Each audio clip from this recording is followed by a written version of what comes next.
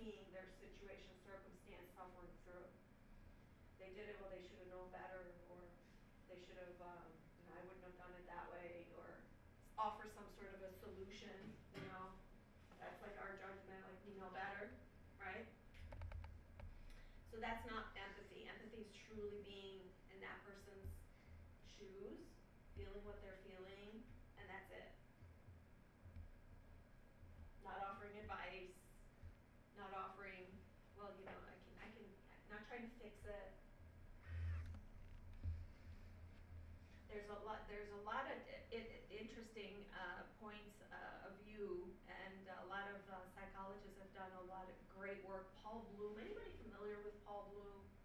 He's a professor at Yale University. He's also one that he wrote a book called Against Empathy, and he was actually at the conference, and I was so happy to hear him speak because